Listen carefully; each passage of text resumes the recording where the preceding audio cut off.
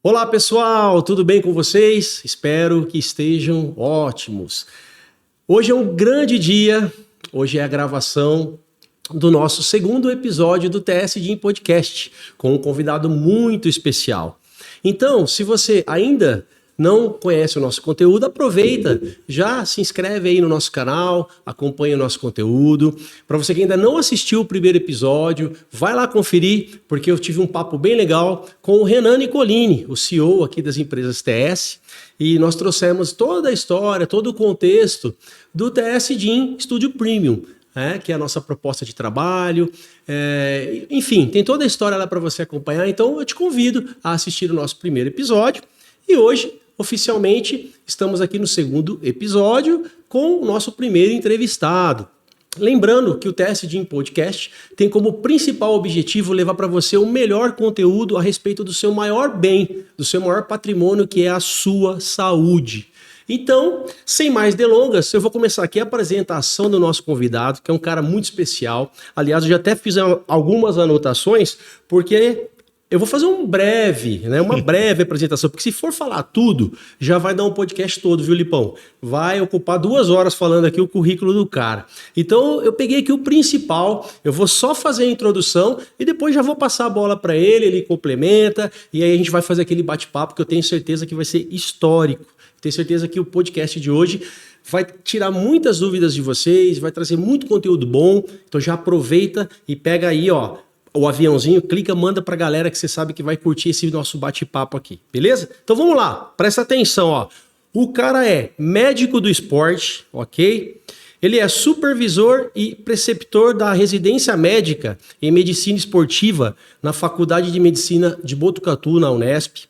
Ele é especialista em medicina do exercício e do esporte pela Sociedade Brasileira de Medicina de Exercício e Esporte. Ele é especialista em ciência do treinamento de força na UFSCar, na Federal de São Carlos. Ele é especialista em fisiologia clínica do exercício pela Unifesp. Membro da diretoria da Sociedade Paulista de Medicina Desportiva. Pós-doutorando do Laboratório de Pesquisas em Exercícios Físicos e Doenças Crônicas, LEDOC, da Unesp Bauru. Doutor em Bases Gerais da Cirurgia, na atuação como cirurgião vascular. Supervisor das residências médicas da cirurgia vascular da Unesp de Botucatu. Membro titular do Colégio Brasileiro de Cirurgiões e da Sociedade Brasileira de Cirurgia Vascular. Ou seja, o cara é uma máquina. Seja muito bem-vindo, meu grande amigo, Dr. Rodrigo Gibim. É um prazer te receber aqui, meu irmão. Como eu já disse, com certeza, eu tenho certeza, absoluta certeza, que esse vai ser um podcast histórico. Você vai trazer muita informação legal pra galera. Então eu vou passar a bola. Se eu esqueci de alguma coisa aqui, complementa. Fica à vontade, a casa é sua. Obrigado, Silvião. Obrigado pelo convite. Obrigado, ATS, por ter aberto a casa aqui para a gente poder discutir informações. Espero que acrescentem bastante para o nosso público ouvinte, mas a princípio, com certeza, muito pautadas na ciência, na prática legal e coesa, né, da medicina, auxiliando a prática do exercício físico em busca de saúde, controle de doenças, melhora da composição corporal, né? Enfim, vamos começar. Né? Vamos lá, Rodrigão, vamos lá. Vamos fazer o tempo render aqui, que informações não nos vão faltar. Tem muita coisa para conversar, né? É isso aí. Então vamos lá, Rodrigão. Eu acho que a primeira coisa que é legal a gente contextualizar e trazer para a galera aí de casa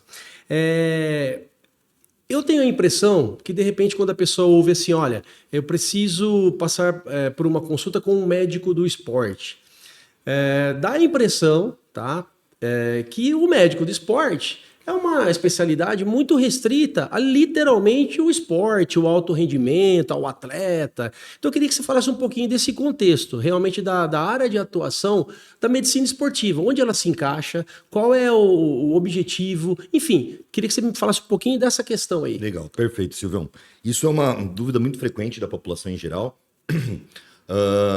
até por conta que é o que eu chamo, inclusive, para os meus pupilos, né, meus residentes lá na Faculdade de Medicina de Botucatu, a respeito da glamorização da medicina esportiva, né? A gente vê vive um momento, né, em que a medicina esportiva está nas redes sociais como se fosse algo de moderno, algo de novo, algo de revolucionário na condução de pessoas que, enfim, têm por algum fim a prática do exercício físico ou no alto rendimento, né, ou com algum objetivo mais performático, né? Mas o fato é que a medicina esportiva é algo de muito antigo. Talvez seja uma das especialidades mais antigas do Brasil como especialidade médica, tá? Ela foi criada por decreto-lei na década de 30, mais preciso ali em 1938, 1939, por duas demandas que existiam no Brasil, né? Precisava de conduzir um perfil de segurança da prática de exercício físico de maior intensidade em atletas, tá? E esses atletas eles tinham um vínculo com o Exército, então isso era na Escola Militar do Rio de Janeiro. Existia uma outra demanda que era a introdução do exercício físico em idade escolar para que fosse uma prática segura de exercício físico nas crianças e adolescentes, né? Basicamente na educação física escolar. E aí precisava-se, então, de uma habilitação de educação física para médicos, que era o nome do curso de pós-graduação, que era feita na Escola de Educação Física e Esporte da Universidade de São Paulo. Acho que foi a primeira pós-graduação formal em medicina esportiva, por conta dessa demanda de educação física escolar. Então, como especialidade individual mesmo, né, você tendo uma habilitação formal além da medicina, a medicina esportiva foi uma das primeiras especialidades médicas do Brasil. Então ela não é nada nova, não é nada recente. Ela ganhou mais destaque ultimamente. E eu também brinco bastante nessa glamorização, que o que as pessoas pensam, né, de quem são os médicos do esporte, ou as referências delas de médicos do esporte, na verdade não são médicos do esporte. Sim. Na verdade, talvez se intitulem, outra vez lidem com pessoas mais midiáticas, pessoas com mais magnitude na rede social, mas não necessariamente tem efetivamente essa especialização em medicina Cara, esportiva. inclusive, já te interrompendo, era exatamente isso que eu estava pensando e que eu queria que você complementasse, porque é exatamente isso. A gente ouve muito essa questão, né? Olha, eu passei pelo médico do esporte, E às vezes você entra lá no CRM, vai consultar, a pessoa não tem uma especialização. Exato. Então, como é que funciona essa formação em cima da questão da medicina tudo esportiva? isso, porque para mim também é muito tranquilo de falar tudo, né? Tudo isso até por fazer parte das sociedades, enfim, e de conduzir a residência médica. Mas, primeiro, né, introduzindo aí a sua pergunta, a ideia de que o médico do esporte se presta a atender o atleta é uma realidade parcial. Na verdade, a ideia é atender integralmente a saúde do praticante de exercício físico, em qualquer intensidade. Seja ele idoso, ou adolescente. Isso ainda mais, né? Exatamente. Porque o compromisso do médico do esporte, e aí já dá pra gente ter a noção da amplitude da medicina esportiva, é gerir a saúde do praticante de exercício físico, incluindo populações especiais. Então, gestante, idoso, portador de necessidades especiais. Diabético, né? Hipertenso, inclusive para atuar através do exercício físico com um método de adjuvância no controle das doenças crônicas, né? Para melhorar a condição de saúde, diminuir a carga de medicamentos, enfim, e fornecer esse perfil de segurança para a prática do exercício físico. Nessa evolução da medicina esportiva no Brasil, né, e também ao longo do mundo, não dá para dizer isso, né? Que não. Nós temos algumas áreas de confluência, e isso meio que dissipa ou faz com que as pessoas procurem talvez outros profissionais médicos para buscar essa prática segura do exercício físico, né? Que foi a gênese da medicina esportiva como área de atuação. Na verdade, eram as especialidades que acabavam se somando a medicina esportiva para sua prática profissional, porque existia uma zona de convergência. E basicamente era a cardiologia e a ortopedia. Né? A ortopedia por uma razão óbvia, pelas lesões ortopédicas do esporte. Sim. E a cardiologia pelo perfil de segurança. Né? Todo mundo tem medo de morrer fazendo exercício físico. Exatamente. Né? Então era aquela ideia do check-up, aquela ideia de evitar morte súbita relacionada ao exercício e esporte. Né? Então um perfil de segurança cardiovascular relacionado à prática do exercício físico. Então isso é natural, ter digamos assim, essa divisão, né? Eu tenho uma lesão em decorrência do esporte, eu desejo uma prevenção de lesão por uma dor crônica em decorrência do esporte ou do exercício, procuro ortopedista. Né? Eu vou iniciar um processo de exercício físico, quero ter um perfil de segurança, procuro cardiologista. Né? Sim. E, na verdade, isso tudo é integrado também na prática do médico do esporte, né? Ele faz essa área de convergência. Por muito tempo, isso ficou meio que retido aos cardiologistas e aos ortopedistas, mas, de algum tempo para cá, a medicina esportiva ela deixou de ser só uma especialidade médica complementar às áreas de atuação, né? A partir do ano de 2006, a gente tem a especialização direta em medicina esportiva como residência médica. Tá? E aí já vou ampliando para sua segundo perfil de pergunta. Quem goza, né? Quem pode gozar dessa especialidade se intitular médico do esporte, né? Oficialmente, né? Então, uma das coisas que a gente tem para viabilizar nossa prática da medicina como área de atuação, como especialidade, é uma siglinha que chama RQE, né? Que é um registro de especialista fornecido pelo Conselho Regional, pelo CRM. Então, para a gente conseguir esse RQE, a gente tem alguns meios. Um é fazer a residência médica. Tá? Então, você fazendo a residência médica na área, com os seus pré-requisitos, você cadastra o seu diploma de residência médica no conselho, e aí você tem o título né, da área que você fez o treinamento em serviço, que é a residência médica. Existe a possibilidade de adquirir algumas áreas, tá? Não fazendo a residência médica. Então, vou falar no caso da medicina esportiva. Na medicina esportiva, a residência médica, formalmente, ela tem 3 anos. Tá? Tem um ano 1 de residência, que a gente chama R1, em que o sujeito tem conceitos gerais de clínica médica, de ciência do movimento, ortopedia, fisioterapia, né, reumatologia, enfim, cuidados críticos, atendimento de urgência e emergência, e não tem nada ali muito focado efetivamente na aplicação do esporte. A partir do segundo ano, ele já tem mais foco na ideia do processo saúde e doença relacionado com o exercício físico, na melhora do dia a dia, do controle das doenças, que é como se fosse uma base para o exercício clínico. Sim. E no terceiro ano, o foco é o alto rendimento esportivo. Né? Então, a ideia da formação do médico do esporte é que eu consiga, através de todo esse processo de conhecimento progressivo, formar um cara que lide desde a criança até o idoso, desde o portador de deficiência até do atleta de alto rendimento e do portador de deficiência que é atleta de alto rendimento, nas diversas modalidades esportivas, nas diversas intensidades de exercício físico, né?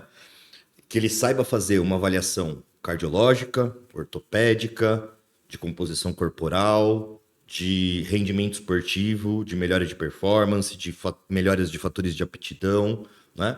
Eu tenho que formar um cara que, se eu habilito para trabalhar num clube ou numa delegação, ele vai oferecer o cuidado de saúde desde o atleta até de um maqueiro, né? Até o massagista, que geralmente é um gordinho, gordura visceral, né? Alta, que pode infartar. Sim. E ele tem que resolver essa demanda, né?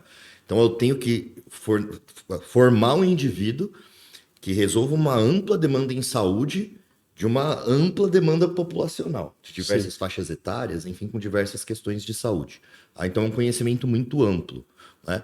Também passando pela reabilitação, pela nutrição esportiva e assim por diante, com todas essas áreas de convergência. Hoje a gente tem uma área crítica, né, que é lidar com a dopagem. Então, o médico do esporte ele tem que saber quais são as drogas que são permitidas, que não são permitidas, de acordo com o sexo, de acordo com a modalidade, de acordo com o período competitivo, né, ou não. Para isso também a gente precisa saber muito de controle de dor, uma vez que hoje otimizar muito analgesia é considerado também doping, né? Eu chamo a atenção aí que uma droga que é super frequente de uso corriqueiro, que é o tramadol, o tramal, hoje é doping, né? Hoje está na lista proibida, não pode ser usado em período competitivo, né? Então, muito atleta fazia uso corriqueiro, né? Porque é uma medicação analgésica. Controle de dor, né? É, uma medicação analgésica com uma potência boa, que não tem um caráter sedativo. Então, ele, né, fazia o controle das suas dores crônicas e tal. E muita gente ainda não sabe dessa nova inclusão, né? E óbvio que nós temos que ter esse acesso, porque como a gente vai conduzir o atleta, a gente precisa saber que substância ou não ele, né? Afinal, isso pode decidir a carreira dele. Então é uma formação bastante ampla, ele vai ter esses 3 anos para ter esse tipo de formação. E o sujeito que não consegue, ou não quer, ou já tem uma especialidade, mas quer ser médico do esporte, ele também pode fazer essa especialização, tá? Então, o mais comum é o sujeito chegar a ter acesso a uma pós-graduação, mas ela não é pré-requisito. Na real, ele não precisa fazer a pós-graduação em medicina esportiva para ser médico do esporte. Tá?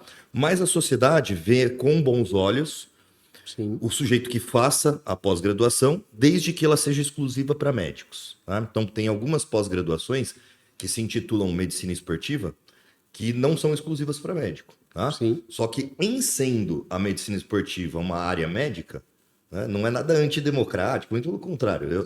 Todo mundo sabe, eu sempre abro minhas falas falando que a ciência do esporte é multidisciplinar, transdisciplinar e interdisciplinar e ela só funciona dessa forma. Exato. Né? Mas é a mesma coisa que eu não fazer uma especialização lato sensu, né? uma pós-graduação de cardiologia para não médicos. Não tem sentido, Sim. né? Então o cara vai ser cardiologista? Eu posso falar Exatamente. especializado em cardiologia? Não, então não posso falar. Como existe, por exemplo, vou citar um nome aqui que é tradicional, tá? Das faculdades metropolitanas de São Paulo, né? Da FMU, ela tem uma pós-graduação de medicina esportiva e por isso que tem muito profissional de educação física que fica lá, especializado em medicina esportiva. Sim. Não pode, não tem como, né? Então, o que pode acontecer é em fisiologia clínica do exercício, em ciências médicas aplicadas ao esporte, alguma variante desse tema, mas não medicina esportiva, que é uma área de atuação médica, né? Então, ela tem que ser uma pós-graduação exclusiva para médicos, até para ter alguns conteúdos mais sensíveis, enfim, em termos de cuidado à saúde, e ela pode ser abatida do tempo total de treinamento, tá? Qual seria esse tempo total de treinamento? Esse tempo total seria o dobro da residência médica. Então, se eu não fiz de residência médica, eu teria que fazer 6 anos de treinamento em medicina esportiva em uma instituição que seja validada pela Sociedade Brasileira de Medicina do Exercício e do Esporte, né, que ela não seja questionável, digamos assim. Eu não posso pegar um clube de bairro, por exemplo, que eu conheço o presidente do clube e pedir para assinar lá, eu preciso de um treinamento em que haja um cara titulado em medicina esportiva para ser meu coordenador, né? E aí a pós-graduação, que geralmente é de 18 meses, ela poderia ser abatida desse tempo de 6 anos, que é o dobro da residência médica.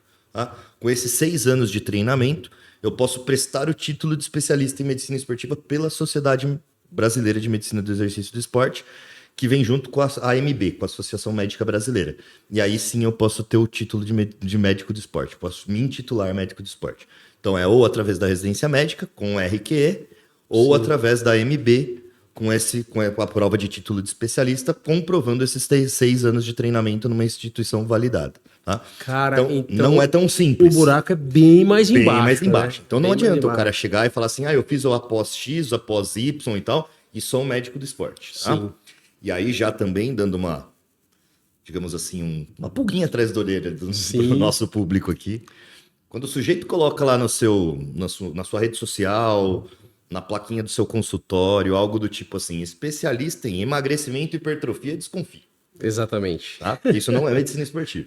Né? Como eu falei, medicina esportiva tem esse leque de coisas. Tá? Sim. Faz parte, o emagrecimento e hipertrofia faz parte.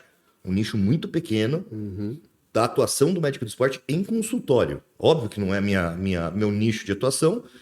Por exemplo, eu faço uma assessoria para os atletas da natação, de uma equipe grande de natação adaptada, que eu tenho lá medalhista paralímpico, enfim, acabou a atleta que tem mais proximidade comigo, que é a Patrícia. Já vou parabenizá-la aqui também, depois se ela assistir o nosso podcast. Acabou de vir do Campeonato Mundial, né, em Barcelona, que foi campeã mundial também. Foi medalhista em Paris, foi medalhista no Parapan, né? Uma paciente com tetraplegia, uma vencedora, uma batalhadora. Então é óbvio que o meu foco principal do laco de produção com ela é alto rendimento esportivo, não é emagrecimento e hipertrofia. Então é um nicho muito pequeno da nossa prática em consultório, lidar com emagrecimento e hipertrofia. Então não existe um sujeito especialista em emagrecimento e hipertrofia. Isso é uma tangente, né, de uma amplitude de atuação do médico do esporte, que óbvio é midiático, que óbvio angaria pessoas para essa busca desse apelo estético que a gente vive hoje. Né? Mas isso é comercial, não é formação, não é especialização. Né? Não existe isso como sub-área mesmo dentro da medicina esportiva. Cara, e é muito legal você trazer todo esse contexto, porque falando pra galera aí, então, ó, já deu pra perceber, né, que nesse mundo aí cheio de informação, a gente precisa aprender a filtrar também o que é realmente informação de procedência, nesse mundo aí cheio de tantos ditos profissionais de várias áreas, e eu digo isso também porque eu comungo da mesma situação com o Rodrigo, porque, aliás, só para ter um contexto, ele falou uma coisa muito importante. As áreas da saúde, elas têm que se conversar, né? Elas têm que trabalhar de forma interdisciplinar. Tanto é que foi assim que eu conheci o Dr. Rodrigo, que eu carinhosamente chamo de Rodrigão, porque não só pelo tamanho do cara, o cara é forte, mas pela competência profissional e toda a expertise que ele tem no assunto. Foi assim que nós nos conhecemos. Nós nos conhecemos numa pós-graduação na UFSCar, na Universidade Federal de São Carlos, de ciência do treinamento de força. Então lá tinha fisioterapeuta, tinha profissional de educação física, tinha médico. Então, já aproveitando até mandar um abraço para a galera lá do Muscolab, que é o laboratório lá da UFSCar, o professor Cleiton Libardi, o Cassaro, que foi meu orientador de TCC, toda a galera lá. E com certeza foi um grande aprendizado, uma experiência fantástica. E fora essa parte da experiência, do aprendizado, a gente conheceu grandes profissionais. Então, foi lá que eu conheci o Rodrigo, né, o Dr. Rodrigo Gibim, que eu carinhosamente chamo de Rodrigão. E é legal ele trazer essa informação, pessoal, porque é uma verdade, né? É uma verdade. A gente vê muitas pessoas falando, olha, fulano é médico do esporte, fulano é médico do esporte. Então vocês viram que não é bem esse o caminho, né? A gente precisa entender qual é a formação realmente desse profissional, se ele realmente é habilitado, né? Tem alguns assuntos aqui que são poucos... Assim, a gente vai gerar um pouquinho de polêmica, mas é normal e isso é legal, é saudável, porque o nosso compromisso é trazer informação de qualidade para você, como, por exemplo, a utilização de esteroides anabolizantes, coisas que fazem parte desse universo do médico do esporte, né?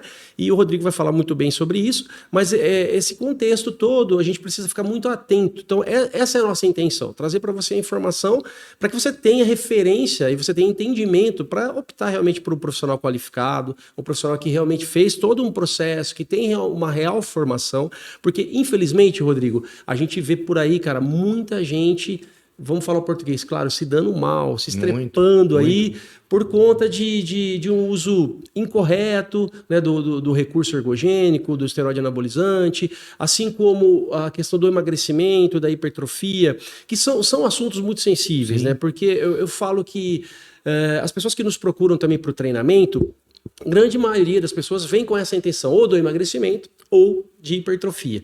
E a gente acaba se deparando com situações que a gente tem que mostrar para o aluno.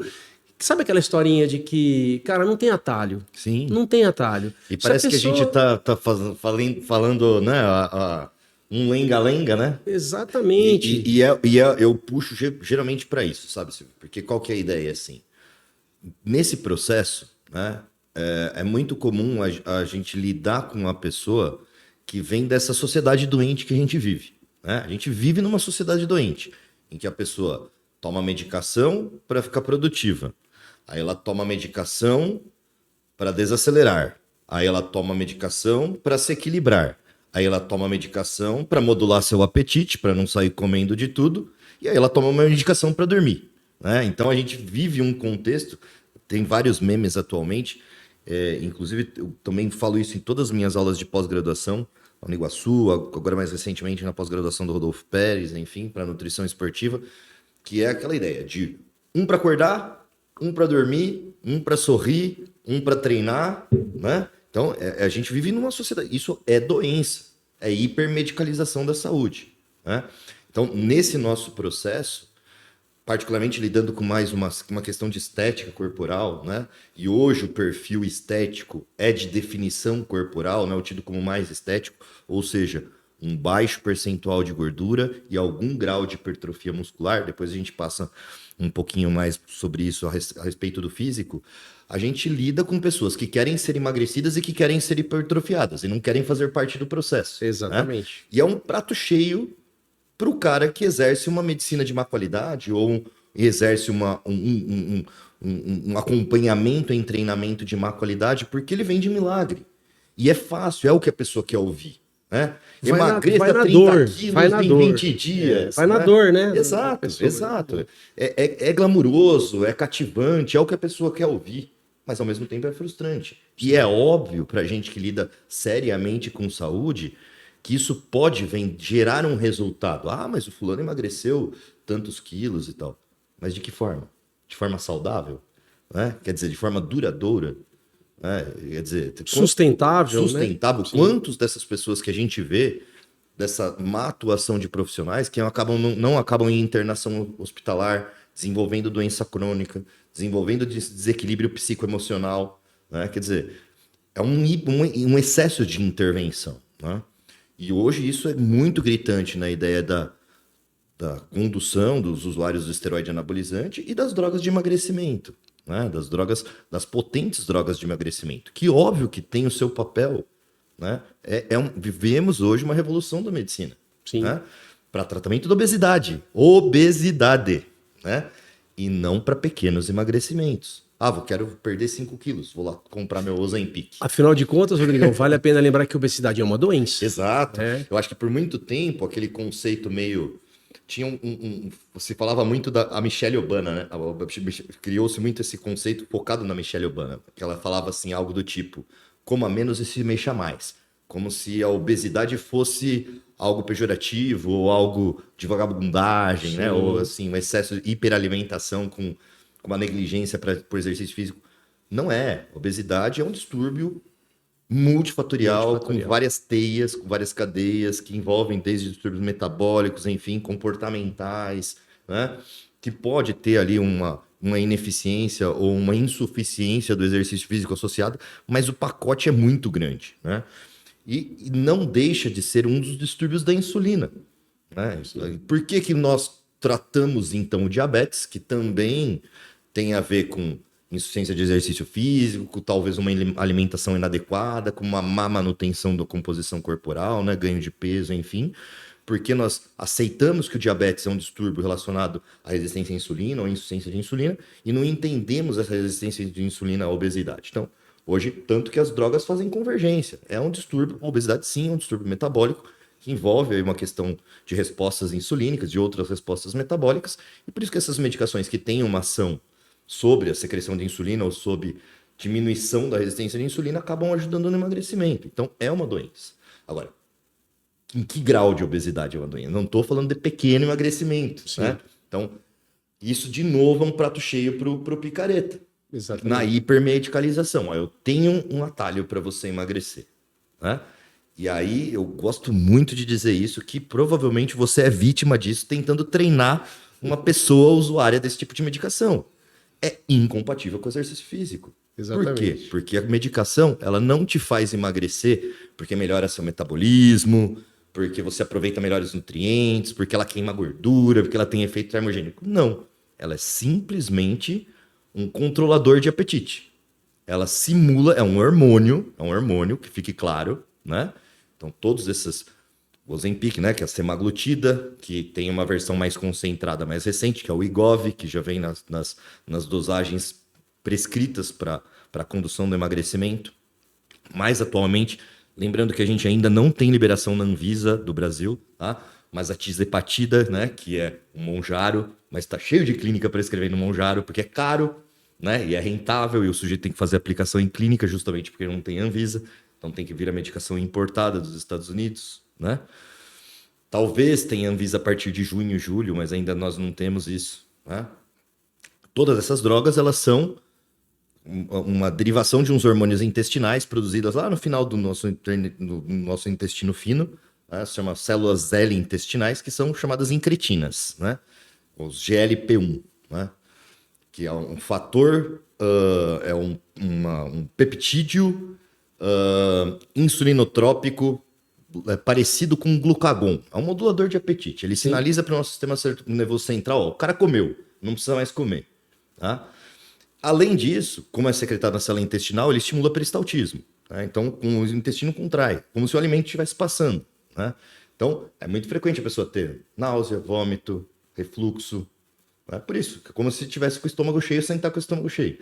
Então, é simplesmente camufla a ideia de controle de fome e apetite. Sem energia, não se faz exercício físico. Correto. Se eu tô lidando com um grande obeso, por que que o grande obeso, ele faz, por exemplo, uma cirurgia bariátrica e ele demora depois da cirurgia bariátrica a perder massa muscular? Porque ele tem um excesso de energia disponível, que ele consegue se alimentando pouco e consumindo esses estoques de gordura ectópica, né, que a gente chama, que é a gordura que está depositada dentro do músculo, que é a gordura que está depositada dentro do fígado, que é a gordura que está depositada entre as vísceras, que é a gordura visceral, que é a gordura subcutânea como fonte de energia, e até meio que equalizar, né, aquele déficit produzido pela restrição da cirurgia, né, e ele começar a perder, comprometer a massa muscular com a demanda aumentada de exercício físico. Então, ele tem uma grande quantidade, não tem um gordo, um obeso, que tenha má massa muscular. Ele tem que sustentar aquela gordura toda. Então, demora a perder massa muscular até equalizar o peso. Né? Agora, com uma medicação que você não consegue se alimentar, para um pequeno emagrecimento, o que, que vai acontecer? Você não vai conseguir se exercitar. Se você não vai conseguir se exercitar, né, porque você não tem fonte de nutrientes, você vai perder massa muscular. Se você vai perder massa muscular, você vai perder peso às custas de músculo e gordura. E aí começa a perder sustentação de estruturas clássicas, que não são estéticas. Por isso que hoje se fala da faces de Ozempic, rosto de Ozempic, né? Como se tivesse um rosto estereotipado de quem usa medicação. Do bumbum de Ozempic, que a mulherada começa a reclamar, eu tô ficando flácida. Mas é óbvio, não consegue, não se alimenta, não faz exercício. E é para perder 5 quilos? Que era simplesmente fazendo uma dieta e um déficit calórico, um exercício e aumentando ali sua intensidade de treino ou estratégias específicas, né, para ter um emagrecimento mais proporcional, mais saudável, mais ponderado, né, mais durável para manter a massa muscular estável e a sustentação dos tecidos. Isso não acontece. E aí cai tudo. Exatamente. Aumenta a flacidez. Né? E é muito engraçado, Rodrigão, porque é o nosso cotidiano, né? Dia a dia a gente lida com isso e é um desafio provar para as pessoas que através da ciência, através de uma ciência boa, né? Porque eu costumo dizer que não é porque está publicado que é bom, porque existem muitos conflitos de interesse, existem aqueles profissionais que pegam um artigo científico produzido de má qualidade, aí você vai olhar o desenho metodológico, o N do artigo, você vê que é um artigo ruim, aí o cara bota aquilo embaixo do braço como se fosse lei e fala, ó, tá vendo, eu tô te provando que isso serve para isso. Então não é bem assim, não é uma meta-análise, não é... Então a gente tem os níveis de evidências científicas, né, e a gente precisa ficar atento com isso também, porque é muito comum você ouvir essa desculpa, professor, não, tem um artigo científico que fala que pode usar assim porque é bom. E essa história que a gente está falando, tudo é processo, né? Não existe, não tem como cortar o caminho. Mesmo os artigos, eles não vão estar falando para pequeno emagrecimento. O problema é a má interpretação do artigo, né? Quer dizer, não foi uma pessoa leiga que leu esse artigo, foi um profissional da saúde mal intencionado que utilizou de má forma essa informação para vender essa pseudociência. Sim. Né? Assim como a gente vê com os esteroides anabolizantes. Hoje tem se vendido uma ideia de segurança cardiovascular dos esteroides anabolizantes que não existe. Né? Sim. Não existe. Então a gente teve ali um grande trial, né, que foi utilizado para terapia de reposição de testosterona recentemente. Né? Traverse Trial chama. Né? Foi publicado no New England, agora é de 2022, falando da segurança cardiovascular de uso de testosterona em homens com doença cardiovascular, né? Mas da terapia de reposição de testosterona. Então já vamos lá. O que é a terapia de reposição de testosterona? A terapia de reposição de testosterona é aquela que eu forneço a testosterona para o indivíduo que não a produz. Tá? Isso a gente está falando de um nível fisiológico. De um nível fisiológico que não é atingido, então ele não produz essa testosterona e eu dou para esse sujeito aquele tanto de testosterona. Tá? Então, um monte de picareta foi na rede social falar assim, olha lá, testosterona não mata do coração, não é nada disso, olha lá, publicado e tal. Também não pode permitir, a publicação não permite nada disso de conclusão, tá? Então, como foi o desenho do estudo? Ele estudou testosterona em gel, tá? Na concentração de 1,64%, que é quase um gel que se usa para mulher, para performance, tá? Então é muito diferente, por exemplo, de um gel aí de testosterona, que a gente faz de 10%, por exemplo, para para um homem com uma necessidade um pouquinho maior, ou até para ter uma nuance um pouquinho mais, para bater uns níveis mais altos e tal, que seria 100 miligramas de testosterona por ml do gel, tá? Então era 1,64% de um gel transdérmico que foi utilizado em homens com deficiência de testosterona que possuíam risco cardiovascular, risco de doença cardiovascular ou doença cardiovascular instalada, comparados com aqueles que não fizeram reposição de testosterona. E aí viram se quem recebeu testosterona em dose de reposição morreu mais ou não do que o cara que não recebeu nada. E não morreu mais. Simplesmente isso. Quer dizer, não mostrou que melhorou, não mostrou que... Só mostrou que não piorou o sujeito que não tomou testosterona Ficou no 0 na a 0. reposição hormonal. Tá? Então, não deu um perfil de segurança cardiovascular para o uso. Só deu uma ideia de que talvez a reposição de testosterona, nos casos indicados, que eram homens idosos com essa déficit de produção, não aumentou a morbimortalidade cardiovascular, independentemente de ele já ter doença cardiovascular. Tá? Isso é muito diferente de quando eu faço um uso de testosterona injetável. Tá? Vamos começar por esse ponto. Ainda que em terapia de reposição de testosterona, porque isso não foi estudado, então eu não posso transpor o resultado. Era testosterona gel, que foi estudado né, que foi avaliado no estudo. Tá? E muito menos aplicável para o sujeito que usa doses para obter benefícios estéticos, que não é dose de reposição. Tá? Isso é tentado também em alguns braços aí de que se dizem lidar com medicina esportiva, tá?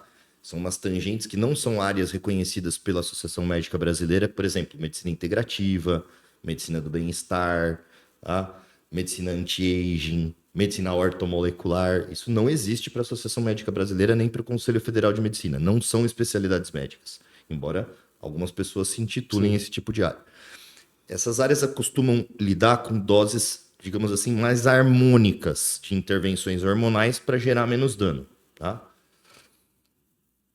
Essas doses harmônicas no sujeito que não tem indicação, ela não vai gerar benefício estético nenhum e, muito pelo contrário, vai gerar uma castração química do indivíduo.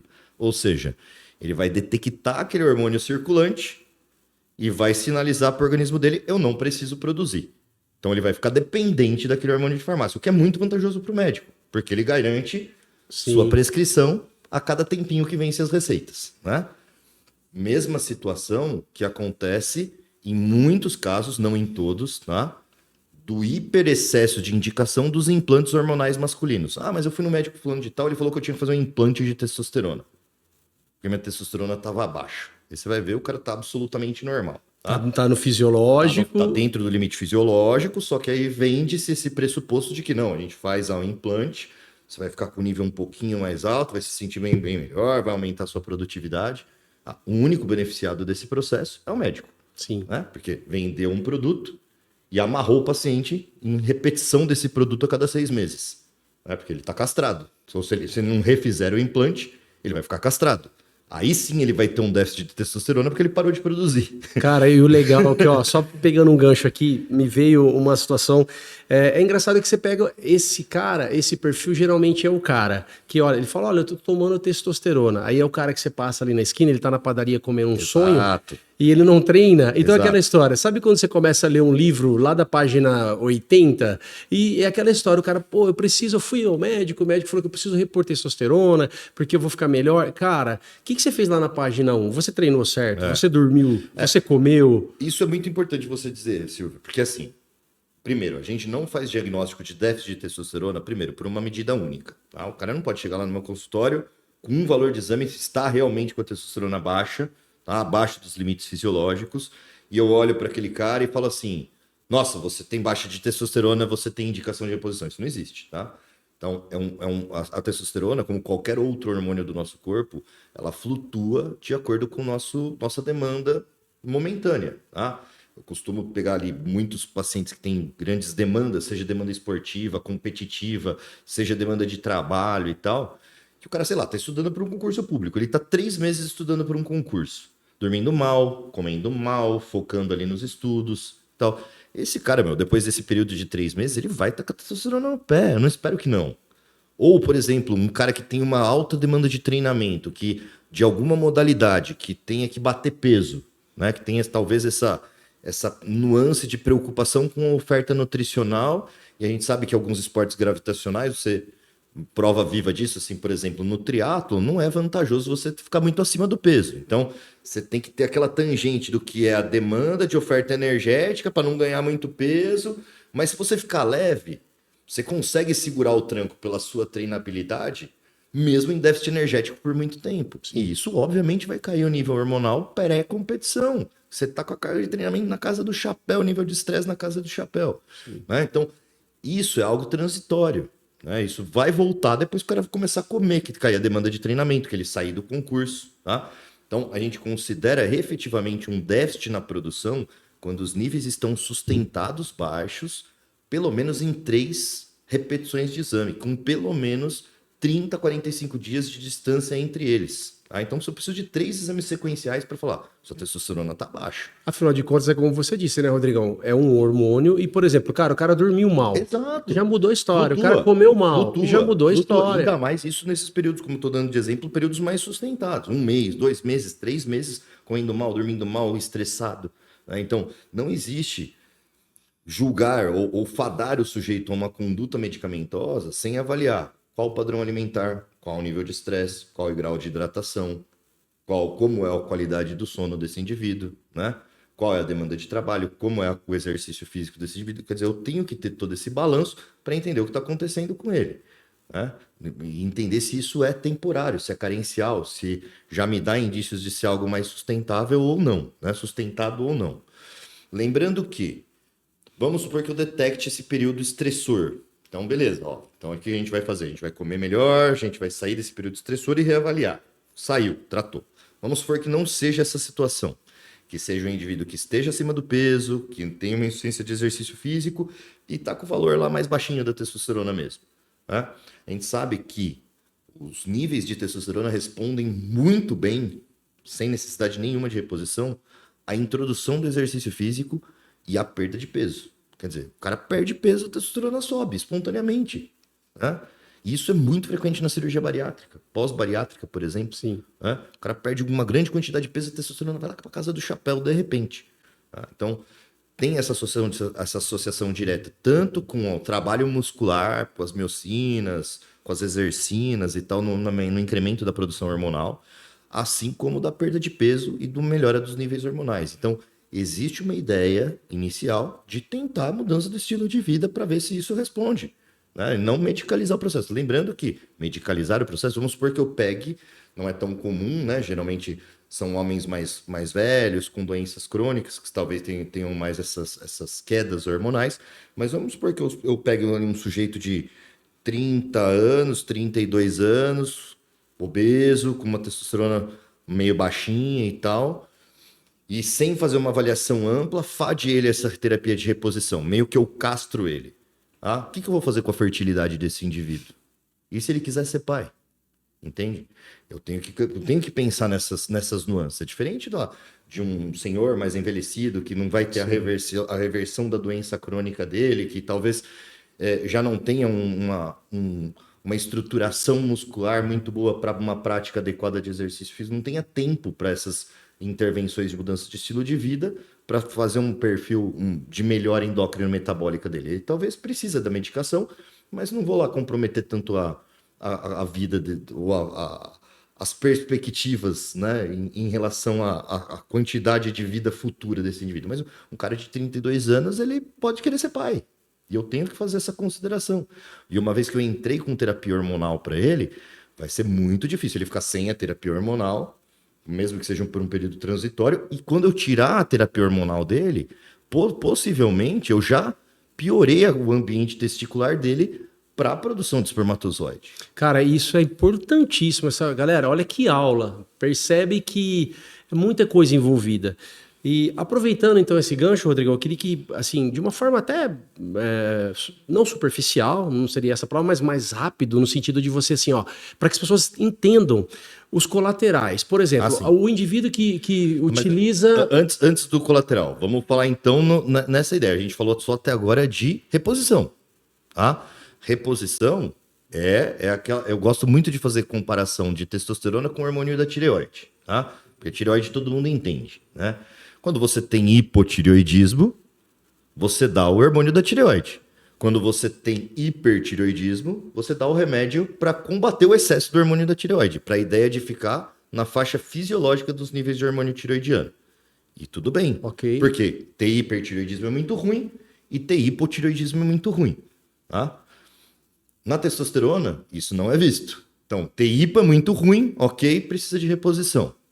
Mas o excesso nunca é mal visto. Porque o homem se vê no excesso como uma hiperpotência sexual, como um hiperdesejo, como uma possibilidade de melhora de composição corporal, como se fosse uma droga fantástica, emagrecedora, que fosse transformar ele num Rambo, num Stallone, num Schwarzenegger, sei lá eu. Tá? Então é visto com bons olhos. Nossa, tenho testosterona de 1.000, 2.000, 3.000, 5.000. Tá?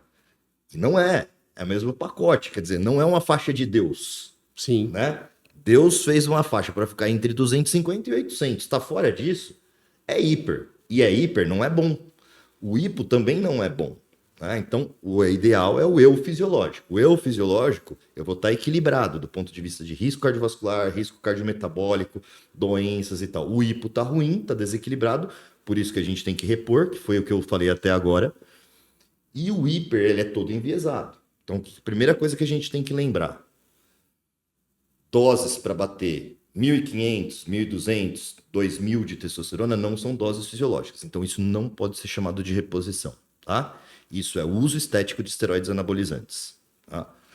Segundo ponto, o uso estético de esteroides anabolizantes é proibido pelo Conselho Federal de Medicina, pelo Conselho Federal de Educação Física, pelo Conselho Federal de Farmácia, pelo Conselho Federal de Nutrição, pelo Colégio Americano de Medicina Esportiva, pela Sociedade Brasileira de Endocrinologia e Metabologia, pela Sociedade Brasileira de Medicina de Exercício e Esporte. Quer dizer, não é um monte de velho, reacionário, besta, quadrado, tal. É ciência. Sim. Ciência não permite o uso de esteroides anabolizantes em saúde com finalidades de ganho de massa muscular estética, né? Melhora da composição corporal ou melhora da performance esportiva. Fim.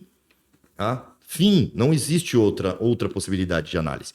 Isso não quer dizer que o indivíduo não queira usar ou não possa vir a usar por iniciativa própria, enfim, ou até sendo conduzido ou acompanhado por um médico. Mas nunca dá para se vender a ideia de que isso possa ser seguro. Isso não é seguro. De que isso é saúde. De que isso é saúde, sim. Exatamente. Isso não é saúde. Tá? Então, quando o sujeito tem essa intenção de receber uma intervenção hormonal para obter hipertrofia muscular, a primeira coisa que ele vai ouvir da minha boca é: isso não é saudável. Tá? E isso é muito claro em ciência, porque a gente não pode vender saúde com essa intervenção. Porque nessa questão do suprafisiológico, do além da fisiologia de hormônios derivados da testosterona, a gente tem uma questão de imprevisibilidade. Quer dizer, eu sei que o desfecho pode ser ruim, mas eu não sei em que dose, eu não sei em quanto tempo e eu não sei para quem. E isso é muito variável entre as pessoas. Tá? Não é a minha comparação fácil também. É igual fumar. A gente sabe que o cigarro pode gerar infarto e câncer de pulmão. Se o cara fumar 1 ou 40... Sabe que vai dar ruim, só não sabe quando, né? Mas pode que vai dar ruim, né? 1 ou 40, lógico. Geralmente 40 é pior que 1. Mas não quer dizer que o cara que fuma 1 por dia, 2 por dia, ele não vai morrer de câncer de pulmão pelo cigarro. E isso é muito frequente com esteroide anabolizante. Mas eu tomo só uma ampola de dura por semana. Tá? Vai fazer um eco-strain, por exemplo, que hoje é o nosso parâmetro mais comum. Vai estar bichado depois de algum tempo. Exatamente. Entendeu? Então, quer dizer, não dá para ter essa ideia de segurança, ou não vai acontecer comigo, ou estou com acompanhamento médico, isso não vai acontecer. A gente não pode dar esse perfil de segurança em aceitando em conduzir um usuário de esteroide anabolizante, tá? Então, a primeira situação, o médico na condução do esteroide anabolizante, ele até pode ser prescritor para tirar o cara da droga do mercado paralelo e prescrever, por exemplo, uma droga que tenha na farmácia, tá? Mas nunca é a ideia de fornecer uma ideia de segurança no segmento. Isso não existe, tá? O desfecho pode ser, sim, ruim, permanente, mutilante ou óbito. Pode ser, tá? Essa é a primeira situação. Segunda situação, não dá para vender a ideia de longevidade saudável. Muito pelo contrário. A partir do momento que eu assumo o suprafisiológico, a única coisa que eu posso garantir é que estão diminuindo os anos de vida. Quantos? Não sei. É a mesma coisa que se expor a fumar. Você vai falar que fumar é longevo? Ah, mas eu conheço meu tio que fumou até os 90 anos. Ok, quantos outros não morreram com 40, com 45 e tal? Então, não é reprodutível. Não tem essa... Essa que é a grande questão que as pessoas não entendem no uso do esteroide anabolizante. Eu não tenho como prever, então não tenho previsibilidade, né? E não tenho essa ideia de reprodutibilidade, quer dizer, porque aconteceu em um, não vai acontecer no outro. São comportamentos individuais, são respostas individuais à droga. Seja tanto no resposta de estética corporal, da hipertrofia, é o que eu brinco, todo mundo melhora, mas se você chegar num determinado físico, vão muito além de outros fatores, uma resposta genética, uma resposta muscular, uma quantidade de receptores, enfim, uma infinidade de variáveis. Isso é importante, né, Rodrigo? Às vezes o cara vai lá, enche a cara de testosterona e não tem receptor. Exato, não vai ter resposta nenhuma, né? Exatamente. Então, é aquela ideia. Se fosse, que nem muita gente fala, e voltando naquele conceito assim do shape, né? Do físico desejado por boa parte dos homens que vão procurar o uso de recursos hormonais, né? O cara fala, não quero ficar grande. Como se fosse, assim, começar a tomar o veneninho dele e ficar o E Arnold, amanhã o cara vira o Arnold. né? Mas a maioria do desejo ali masculino é aquele shape que eu chamo de shape Cristiano Ronaldo, shape praia, né? Que tem um grau de definição muscular, né? Tem um abdômen um pouco marcado, Baixo percentual. Exatamente, e é isso. É baixo percentual de gordura com grau de hipertrofia muscular. Só que como se obtém esse baixo percentual de gordura? Com dieta. Exatamente. Alimentação, dieta. exercício, Então, correto. a testosterona a gente sabe, em níveis suprafisiológicos, não tem dúvida, isso foi estudado cientificamente. Ela é, particularmente em sinergia com o treinamento de força, a musculação, um potencial agilizador do ganho de massa muscular. A gente sabe que isso acontece, né? Isso porque a testosterona faz na musculatura algo muito parecido com o que a musculação faz em termos de adaptação ao treino, né? Então, as modificações são semelhantes com um grau de intensidade muito maior. Então, ela realmente funciona meio que complementar ao treino de musculação no ganho de massa muscular quando em doses suprafisiológicas. Só que o cara que está acima de um percentual de gordura, isso vai ficar embaixo da banha, não vai ficar evidente. Então, a testosterona não vai emagrecer o sujeito, né? Ela melhora a composição corporal iminentemente às custas do ganho de massa muscular. E ela cria um ambiente hormonal, um ambiente metabólico para você propiciar a maior queima dessa gordura. Mas só que sem restrição calórica, isso não vai acontecer. Exatamente. Então não adianta querer comer de tudo, não adianta querer beber, não adianta... que não vai chegar no físico, pode tomar a dose de hormônio que for, a combinação de hormônio que for, né? Por isso que aquela ideia de ser hipertrofiado não funciona. Muito mais com a ideia de ser emagrecido. Ser emagrecido, o cara não come, beleza. O ser hipertrofiado não vai acontecer. Então vai acontecer a figura do que a gente vê, do mais frequente nas academias, que é o que eu chamo do fordo, né? Que não é nem forte nem gordo. Forte. Que o cara inchado. Todo inchado, que é todo acnoso, né? Que tem acne por todo lado, todo marcado e tal. É um emporcalhamento do processo. Quer dizer, o cara está altamente saturado em saúde. Se ele está inchado, ele está retido. Se ele está retido, ele tem alteração do sistema renina-angiotensina-aldosterona. Ele tem hipertensão arterial. Quer dizer, o eixo hormonal vai para o espaço. O hormonal já foi para o espaço. Né? Ele tem hiperconversão de testosterona em estradiol, que acontece na gordura. Então, ele tem ginecomastia. Né? Ele tem, se eu tenho um aumento desproporcional do estradiol e, eventualmente, a testosterona em níveis altos tendem a hemoconcentração, o sangue fica mais grosso, que é o que a gente chama de poliglobulia, aumento do hematócrito, enfim, aumenta o risco de trombose. Aumenta mais o risco de hipertensão. E aí o cara não quer ter um desfecho cardiovascular? É uma bomba relógio. Né? No sujeito muito estético, também pode ser uma bomba relógio. E aí a gente tem que entender a ideia do quê?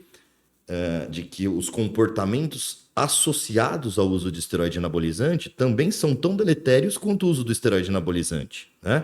Então imagina aquele cara que fica seco o ano inteiro. Fica lá trincado o ano inteiro. Se esse cara não usa lá sua bebida alcoólica e tal, mas ele gosta disso aí, ele usa alguma coisa para se divertir. Se ele usa estimulante, né? Então, êxtase, bala, MDMA, cocaína, crack, que não são comportamentos infrequentes nesse público estético, porque são moduladores de apetite, porque são termogênicos, porque são drogas que aumentam a socialização, substituem o álcool, que o cara tem muito medo de lesar o fígado dele. É um potencial dano cardiovascular, porque são drogas que aumentam a pressão arterial, que são drogas que predispõem à arritmia, que o esteroide anabolizante também faz, né?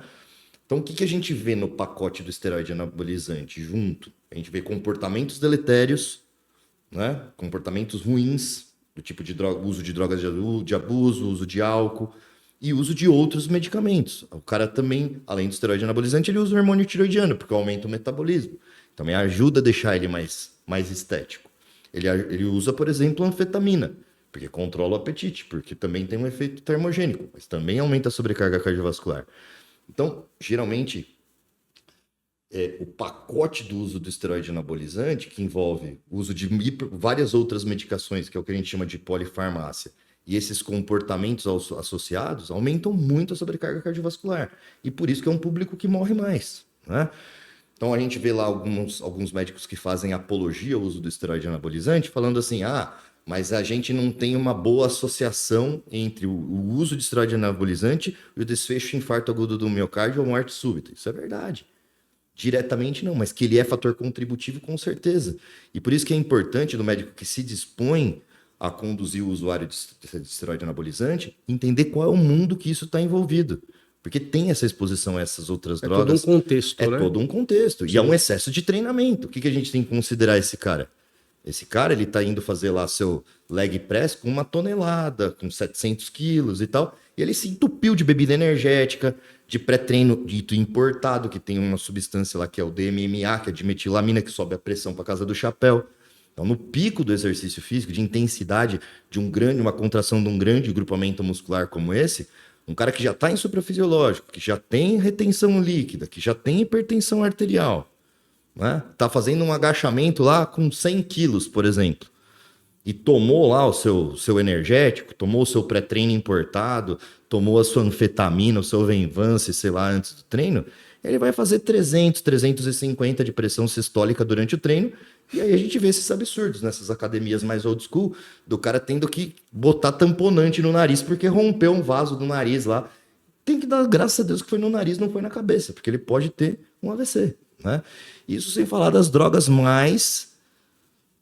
não falando das drogas mais, digamos assim, também, digamos, clássicas no fisiculturismo, no praticante de musculação mais old school. Por exemplo, Potenai, né?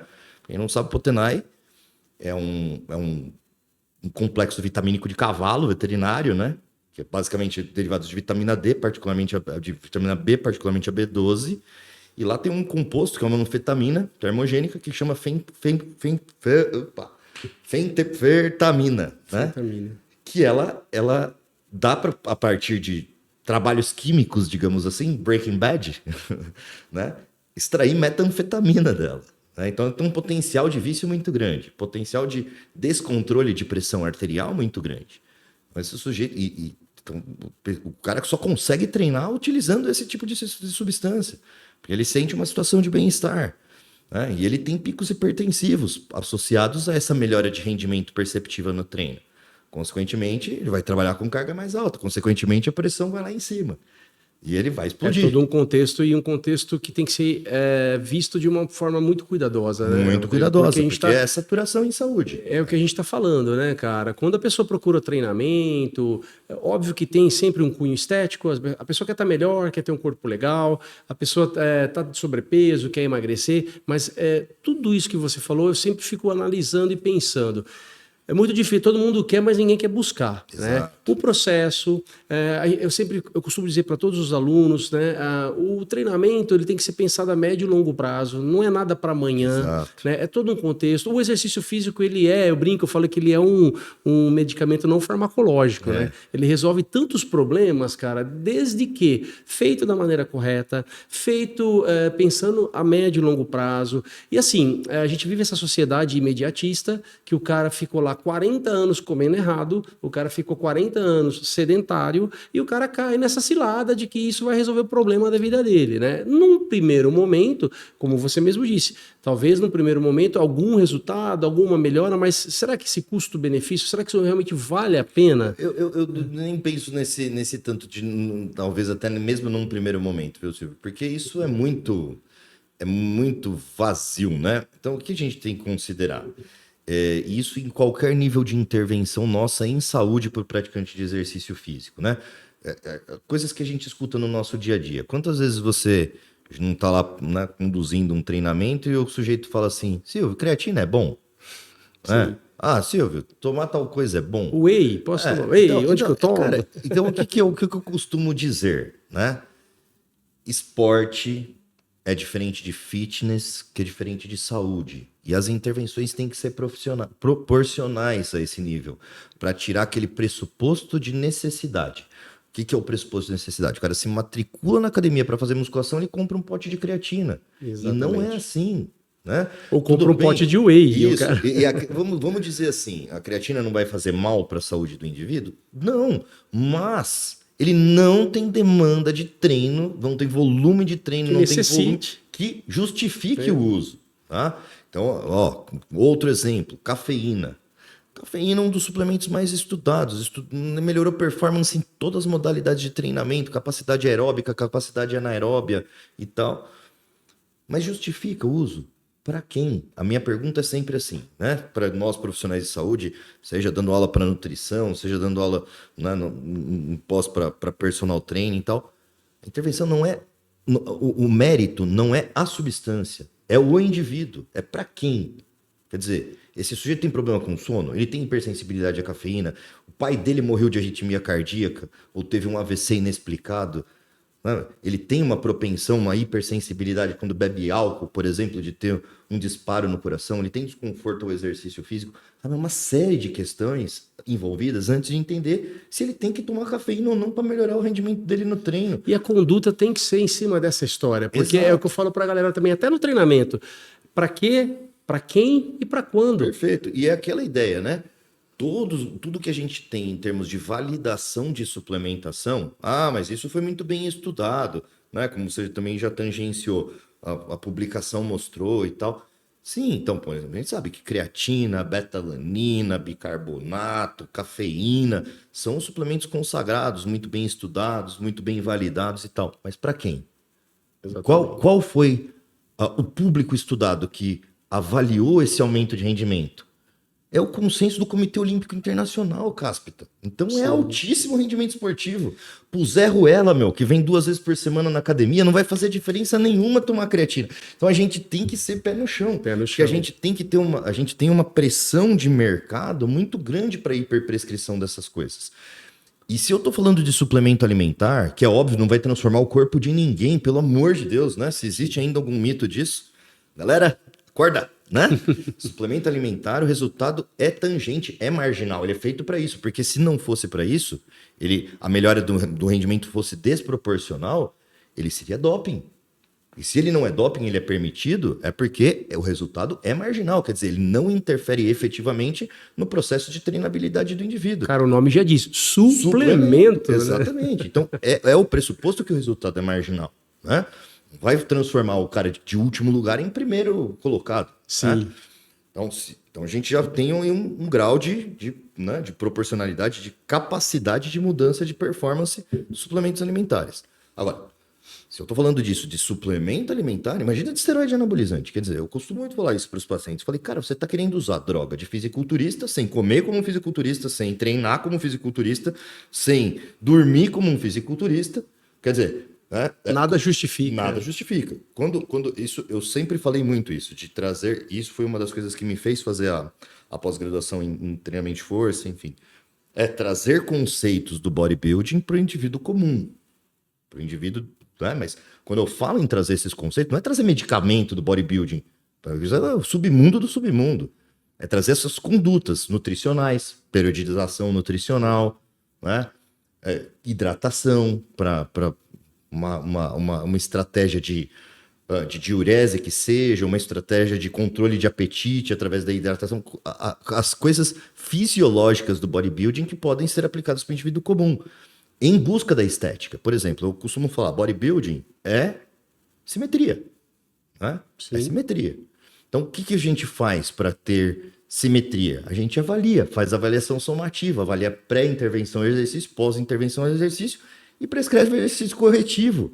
Então não é para dar testosterona para o cara hipertrofiar, é para ver, cara, você tem uma hipercurvatura, você tem encurtamento do peitoral menor, você tem rotação anterior de ombro, e eu posso corrigir isso. E o cara tem que resolver isso no treinamento, e aí, muitas vezes, quando você resolve isso com estratégias de treinamento, que isso é super frequente no bodybuilding, o indivíduo que recebe esse tipo de intervenção e se vê mais simétrico, se vê mais proporcional, se vê uma rotação anterior de ombro, geralmente com uma postura mais ereta, né? Ele fala, não preciso tomar esteroide anabolizante para ter isso. Você entende? Então, é essa que é a ideia de trazer conceitos do bodybuilding para o cidadão comum e não ficar prescrevendo testosterona e, muito pior, outras combinações ainda mais deletérias, né? Então, proporcionalidade, individualização da intervenção, né? Intervenções fisiológicas, pensando nessa possibilidade de ser conduzido ou não por médico, tal, uma intervenção hormonal, a ideia de esgotamento do potencial biológico do indivíduo, quer dizer, realmente esse cara, ele não tem o que melhorar na dieta, não tem o que melhorar na intervenção, treinamento, e aí eu estou cogitando algo a mais para esse indivíduo, sabe? Mas tem que estar tudo encaixadinho. Tudo encaixadinho. Né? O pilar é dieta e exercício, e o pilar de resposta, que eu já sei qual vai ser a resposta individual do sujeito, é o potencial genético dele. Quer dizer, eu preciso de um tempo ele fazendo tudo certinho para falar assim, cara, você tem resposta. Porque senão, é o que eu brinco também com muito paciente, posso te dar hormônio na caixa d'água, você não vai responder, cara. Exatamente. E esses conceitos são importantes porque a gente percebe no dia a dia, com os alunos, com o pessoal que treina, nas rodas de conversa, nos bate-papos, que são informações extremamente importantes que as pessoas não fazem a mínima questão de entender que, como a gente já falou aqui, não adianta o cara tomar esteroide anabolizante e o cara não dormir certo, não comer certo, não treinar certo. Não adianta o cara tomar esteroide anabolizante se o cara não tem uma resposta, ele não tem receptores que vão beneficiar, né, essa questão tanto estética, enfim. Então, o pacote,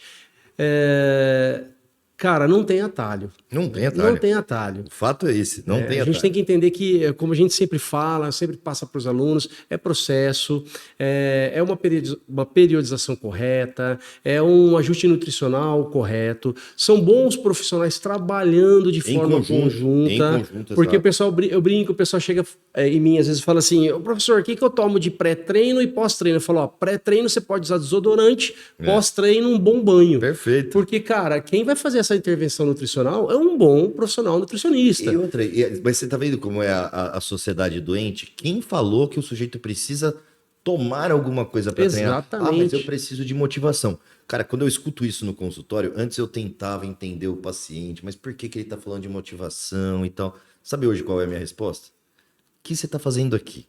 Porque se você tá procurando uma intervenção em medicina esportiva e você não tem tesão pela prática do esporte, seu pré-treino é tesão pela prática do esporte. Exatamente. É tesão pelo que vai gerar o esporte em você. Seja o seu benefício em saúde, seja a sua meta de composição corporal, seja a sua meta de emagrecimento. Você precisa ter tesão naquilo que você está fazendo. E o tesão, você não vai tomar um comprimido para ter tesão. É a sua boa vontade de desempenhar com o exercício físico que vai vir a motivação. Então eu não preciso, não é para você dispersar, você não precisa de um negócio para manter o foco.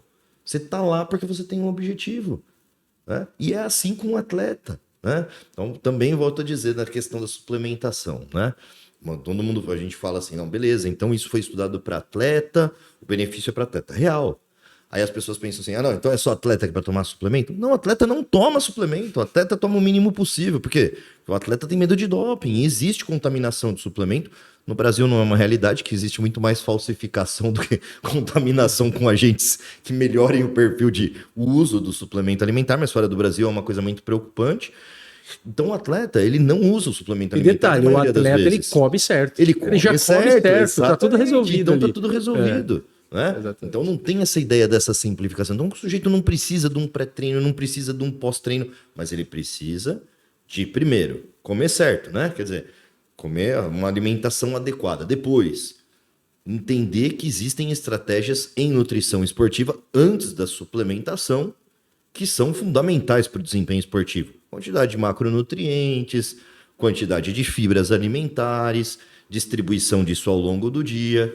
E aí depois ele tem que entender que talvez a nutrição esportiva aí entre sim com uma ideia de time nutrition. Quer dizer, o que é melhor de fazer se eu aumentei muito a intensidade do treinamento como estratégia nutricional pro treinamento, né? Então ele vai entender o que vai ser uma alimentação antes do treino, que não necessariamente tangencia o treino, né? É o que a gente fala, uma intervenção pré-treino nutricional para um treino de musculação é completamente diferente do que para um treinamento aeróbico. Exatamente. Para um treino de musculação, eu preciso que esse estoque esteja transformado em glicogênio muscular e para isso ele tem que comer 3 a 4 horas antes do treino. Não adianta o cara comer um pão com banana e vir treinar. Exatamente.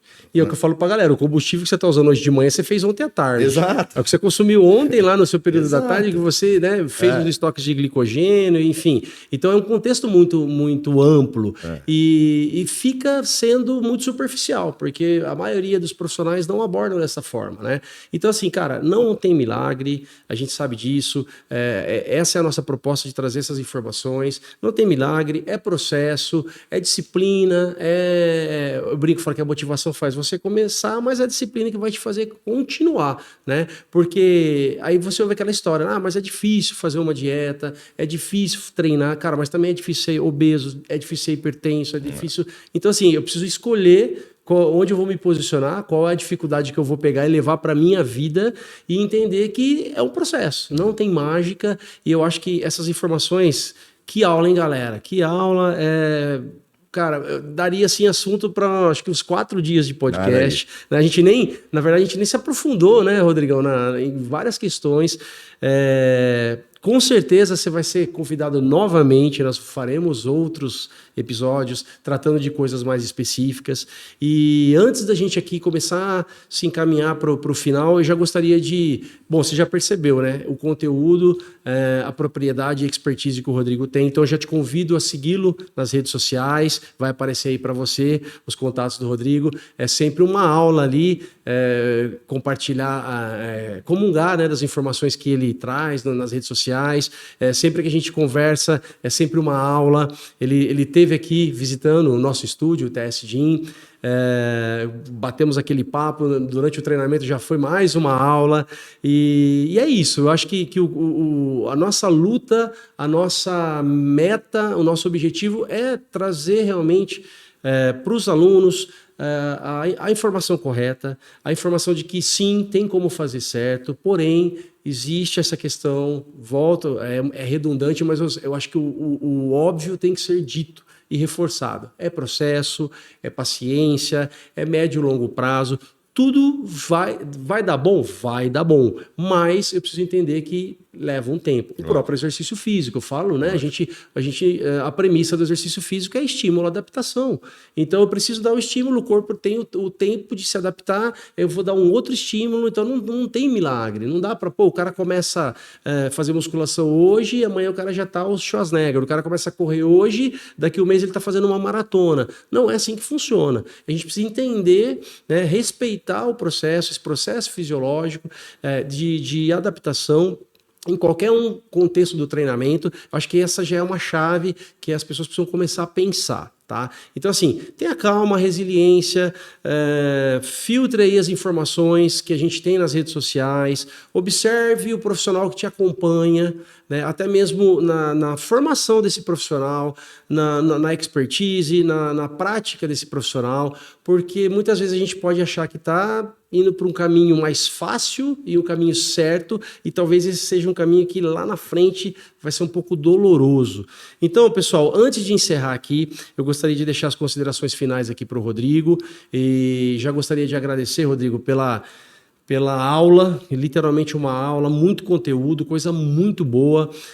Como eu disse, com certeza nós vamos agendar aí outros episódios e falar de coisas mais específicas. Falamos aqui um pouco sobre emagrecimento, sobre a atuação da medicina esportiva, do uso dos esteroides anabolizantes, da parte estética, da parte do treinamento, e dá para aprofundar muito mais, com certeza. E nós teremos esse segundo, terceiro, quarto, quinto episódio, né, falando sobre todos esses assuntos. Então, antes de mais nada, eu gostaria de te agradecer Eu sei que a sua agenda é super corrida, o cara hoje estava fazendo cirurgia, aí foi para o consultório, aí almoçou no carro correndo para estar aqui. Então, eu agradeço demais a sua disponibilidade, agradeço demais o seu empenho, né? A gente vê que é visceral, a gente vê que você realmente é um profissional que gosta do que faz e que quer levar o melhor para cada um dos pacientes, para cada uma das pessoas que você conduz aí. Então, eu gostaria de te parabenizar pelo trabalho mais uma vez, te agradecer, deixar a palavra aqui com você, livre, para fazer suas considerações. A gente vai colocar aqui suas redes sociais, enfim, dar o seu recado final. E, cara, foi uma aula fantástica. Muito obrigado, meu querido. Eu que agradeço, Silvão. Eu estou sempre à disposição. É sempre gostoso falar. Eu me empolgo mesmo, porque eu gosto mesmo do assunto. Enfim, a ideia é trazer a melhor conduta. Eu acho que ninguém precisa ser privado de nenhum estímulo, mas a gente tem que trabalhar com realidade e pé no chão, né? Então, alguns recados que eu quero deixar aqui para encerrar, né? Em termos de atuação médica em medicina esportiva. Primeira coisa, o propósito da medicina esportiva, em qualquer situação, seja para o praticante de exercício físico, para a saúde, para a estética, para grande performance, é maximizar a performance e minimizar a ausência. Ou seja, eu tenho que prevenir lesão, né? Eu tenho que dar algum jeito de melhorar os fatores de aptidão desse indivíduo, tá? E aí a gente já vê a ética do médico em fazendo isso. Quer dizer, se o médico passou por cima do treinador, mandou treinar XYZ ou não treinar XYZ, ele não está minimizando a ausência, né? Possivelmente ele vai gerar alguma lesão porque ele não está conduzindo o processo de treinamento. O maximizar performance é relativo, porque ele só funciona se ele minimizar a ausência. Então, vamos pensar nessa hiperintervenção com o esteroide anabolizante. Quer dizer, se eu dou muito esteroide anabolizante para o indivíduo, eu não vou mantê-lo treinando. Ele vai ter algum problema. É frequente, por exemplo, ter lesão muscular, rotura músculo tendínea, de bíceps, de peitoral, né? Justamente por conta do que você falou. Quer dizer, as adaptações relacionadas ao exercício são diferentes em diferentes estruturas. Então, a esteroide anabolizante age no músculo, mas não age no tendão, né? Então, o sujeito vai ter uma epicondilite, vai ter uma rotura muscular, vai ter alguma coisa por essa desproporcionalidade, né? Então, para eu maximizar a performance e para eu minimizar a ausência, eu preciso do trabalho estruturado. Consequentemente, ele é multidisciplinar. Treino estruturado supervisionado, dieta supervisionada estruturada. Quer dizer, aí eu tenho que ter um médico do esporte, eu tenho que ter um nutricionista, tenho que ter um treinador. O coach não resolve. Tá? Primeira dica importante. Segunda dica importante, né? Resumindo dessas coisas de para quem, em que momento e tal, que é proporcionalidade, quer dizer, cara, se seu treino é ruim, melhore seu treino. Converse com o seu treinador. Se você treina sozinho ou com um amiguinho, você tem que lembrar que o amiguinho não é formado em educação física, tá? Então, você tem estratégias de otimização do treino, otimização, particularmente da musculação, para lhe gerar hipertrofia. Isso tem que ser utilizado antes de pensar em qualquer intervenção. Se você treina numa frequência semanal inadequada, 2 vezes por semana, 3 vezes por semana, e esse treino não é bem estruturado, não é supervisionado por um profissional, você nunca vai ter hipertrofia, tomando o que você quiser tomar. Então, não adianta, né? Então, é aquela ideia da proporcionalidade, quer dizer, precisa ter uma proporção de ação, não é tomar porque eu quero, mas eventualmente se for tomar num momento mais oportuno. E para quem? Tem que caber na saúde, tem que caber na medida, né? Tem que caber na possibilidade de intervenção para essa intervenção não ser deletéria, né? Acho que se a gente ponderar essas coisas, a gente vai para um caminho de luz na intervenção, mesmo com as drogas emagrecedoras. Quer dizer, eu consigo maximizar performance e minimizar a ausência tomando uma droga emagrecedora para um pequeno emagrecimento? Talvez maximizar a performance, porque transitoriamente o sujeito vai melhorar sua composição corporal, mas eu vou minimizar a ausência. O cara, ele vai treinar se ele estiver nauseado, se ele estiver mal alimentado, se ele estiver vomitando, né? Então não vamos tapar o sol com a peneira, gente. Tem fisiculturista, tem blogueira que vai treinar vomitando, que come vomitando, que come sem fome, porque tem que bater a meta, mas não é o que boa parte da nossa população faz. Boa parte da nossa população, mesmo do nosso público-alvo que vem buscar um acompanhamento em saúde, um treinador, de um profissional médico e tal, é aquele cara que cai 2 pingos do céu e fala, não vou treinar porque tá chovendo. Então ele não vai treinar com desconforto gastrointestinal. Então não vou minimizar a ausência, né? Então as intervenções, elas têm que garantir esse aumento de performance, mas garantir a sustentabilidade do processo, né? Se eu estou conseguindo contemplar isso para o meu conduzido, digamos assim, ele adere às orientações, provavelmente a gente chegue num caminho de sucesso que resulte aí nos benefícios estéticos, de performance, enfim, segundo o que eles querem, né, ser atingidos com a prática regular do exercício físico. E fechando a régua, aquela ideia de que médico confere perfil de segurança para intervenções mais, digamos assim, mais intensas ou mais agressivas em saúde do ponto de vista hormonal, não dá, tá? O papel do médico que se dispõe a conduzir o uso do esteroide anabolizante, não digo nem do cara que prescreve ou não vou entrar nesse mérito, porque como eu já falei, não é permitido pelo conselho a prescrição, tá? Mas que é permissivo na condução, né, do usuário de esteroide anabolizante sob seu júdice. A ideia desse médico não é dar segurança, não é falar que aquilo não vai gerar defeito ruim e tal. A ideia desse médico é fazer algo que a gente chama de damage control, que é controle de danos. Tá? Então, é controle de dano tirar o cara do mercado clandestino, de comprar coisa do Paraguai, do além, da internet e tal, colocar na farmácia? Transitoriamente é. É controle de dano pedir exame laboratorial? É pedir o exame laboratorial. Não é, por exemplo, voltando ao exemplo do cigarro, porque o cara fuma e tem risco de câncer de pulmão, eu falo para ele, ó, você não vai parar de fumar? Então morra. Não vou nem pedir um raio-x de tórax de vida, não é? Então vai dar chance para ele. É a mesma coisa. Mas qual é o propósito de eu aceitar conduzir um usuário de esteroide anabolizante nessa ideia do controle de danos? Chegar num ponto de tirá-lo do uso do esteroide anabolizante. Entendendo a complexidade disso também, que é a dependência psicológica, uma dependência sexual transitória, que mesmo restabelecendo os níveis, o sujeito tem uma memória afetiva com aqueles níveis mais altos, ele tem problemas de disfunção sexual, ereção, qualidade da relação sexual, isso afeta muito a qualidade de vida. Então, às vezes, precisa de um trabalho também psicológico, psicoterápico nessa condução, né? Então, o buraco é muito embaixo nessa condução do uso do esteroide anabolizante. Então, resumindo, não simplifiquem o processo, não minimizem o processo. Não existe suplementação de testosterona, não existe suplementação de oxandrolona. São intervenções medicamentosas, intervenções que têm repercussão para a saúde. E isso tem que ser validado, né? Preceito número 1 do médico que conduz, né, o uso do esteroide anabolizante é prever a suspensão e, segundo, dizer não se for preciso. Não dá, para você não dá. Né? E isso tem que acontecer, né? Isso é ético, tá? Isso é uma demanda necessária, precisa ser feito e precisa ser falado para que os maus profissionais que vendem esse perfil de segurança, não, é tranquilo, não vai acontecer nada, acabem sendo questionados por isso e não serem bem vistos por essa flexibilidade na prescrição, tá? Uma coisa que está sendo muito frequente na nossa sociedade é: quanto mais diferenciado o paciente em termos de poder aquisitivo, mais propenso a ser enganado ele é. Tá?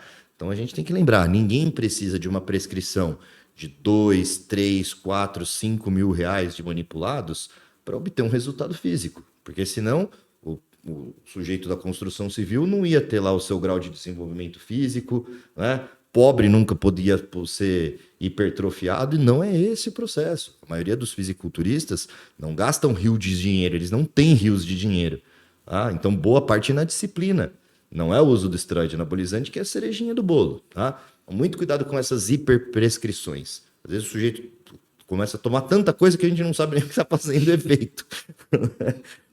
Então, não existe, né, esse tipo de hiperintervenção custosa, onerosa para demandar um resultado físico. Lembrando que a base, dieta e exercício. E isso é muito titulado pelo seu potencial genético, pela sua individualidade biológica, que muitas vezes, obviamente, a gente não vai conseguir chegar na versão do que é o que você deseja do seu corpo. Mas numa intervenção séria, pautada, com estratégias de treinamento, com estratégias nutricionais, com estratégias de exercícios corretivos, de correções posturais, colocando o fisioterapeuta nessa jogada também, é a melhor versão do que você pode ser. E a gente tem que trabalhar com isso, com a melhor versão do que as pessoas podem ser, e não o que elas desejam de objetivo estético. Porque É o que eu costumo brincar com vocês. Você não tem esse pai, você não tem essa mãe. E mesmo que tivesse, talvez não tivesse recebido aquela combinação genética que, né, gerasse aquela estruturação física que o sujeito almeja, né? Então, muito cuidado em não deixar ser enganado nessa ideia de lidar com o sonho das pessoas, lidar com o sonho estético, com as expectativas de beleza, com as expectativas físicas que muitos maus profissionais têm na mão, essa capacidade de ilusão, essa capacidade de persuasão e acabar levando as pessoas para um caminho um pouco perigoso em cuidado de saúde. Maravilha, Rodrigão. Galera, resumindo, para de comer pizza a semana inteira, para de tomar sorvete a semana inteira, levanta do sofá, vai treinar, que aí você vai começar a ter resultado, pode ter toda a certeza do mundo. É ou não é, Rodrigão? Com certeza absoluta. Rodrigo, mais uma vez, muito obrigado pela sua presença, foi com certeza uma grande aula. Galera, é isso, conteúdo de primeira qualidade entregue. Muito obrigado pela sua audiência e nós aguardamos você no nosso próximo episódio. Valeu!